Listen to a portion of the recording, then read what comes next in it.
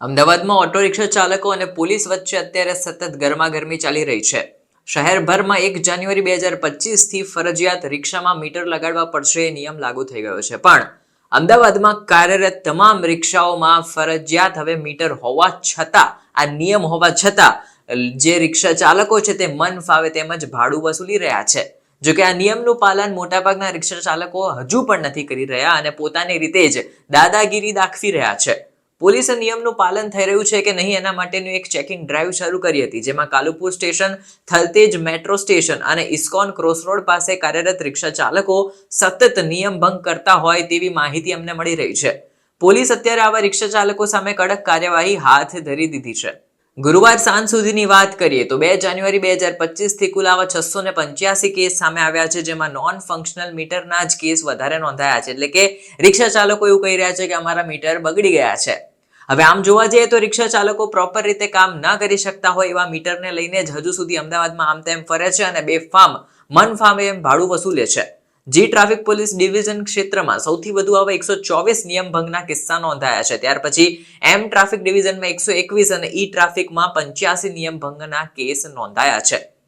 હવે પૂર્વ વિસ્તારમાં દંડ ફટકારવાનું પણ શરૂ કરાયું છે. East zone traffic DCP Safin હસને કહ્યું છે કે 354 રિક્ષા ચાલકોને દંડ ફટકારાયો છે અને અત્યાર સુધી કુલ 1,77,000 રૂપિયાની રકમ પણ ઉઘરાવાઈ છે. તેમણે કહ્યું છે કે અમે કમિશનરના નોટિફિકેશનનું ચુસ્તપણે પાલન કરી રહ્યા છીએ. આથી કરીને રિક્ષા ચાલકો મીટરનો ઉપયોગ કરે એની પણ ચેકિંગ કરવામાં આવી રહી છે. આનાથી પેસેન્જર્સ સાથે પણ કોઈ અન્યાય ન થાય અને અન્ય પાસાઓ પણ જળવાયેલા રહે એની પણ કાળજી લેવાઈ છે.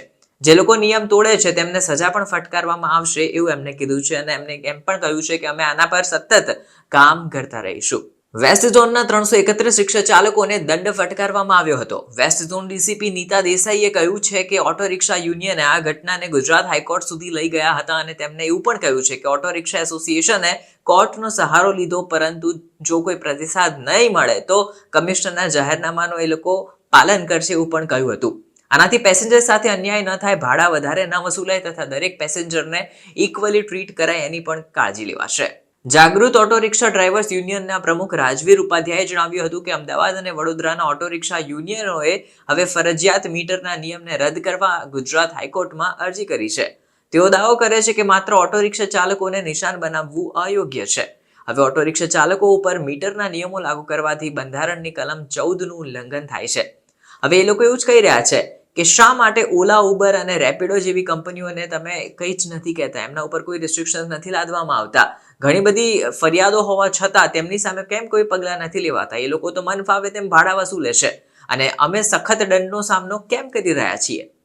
ઉપાધ્યાયે ભ્રષ્ટાચાર ઉપર પણ પ્રકાશ પાડ્યો હતો. તેમણે કહ્યું હતું કે જ્યારે સરકાર દરેક ઉપર સમાન ભાડું અને મીટરના નિયમો લાગુ કરવામાં નિષ્ફળ જાય છે ત્યારે અનરેગ્યુલેટેડ વ્હીકલ્સ નફો કમાતા રહે છે. અમદાવાદ, વડોદરા અને સુરતની બહારના ઘણા સ્થળોએ મુસાફરો પાસેથી વધુ પડતા ભાડા વસૂલવામાં આવે છે, જે ડ્રાઈવરોને અસર કરે છે. ડીસીપી ટ્રાફિક ઈસ્ટ સફીન હસને કહ્યું કે આ યાત્રીઓ પ્રત્યે ન્યાયી બનવું અને અમારા રસ્તાઓ ઉપર વ્યવસ્થા જાળવવા વિશેની વાત છે. નિયમો તોડનારાઓને અમે સખત સજા ફટકારીશું અને અમને લાગુ કરવા માટે તમામ નિયમો જે લાદ્યા છે એનું પાલન થાય એની પણ કાળજી રાખીશું.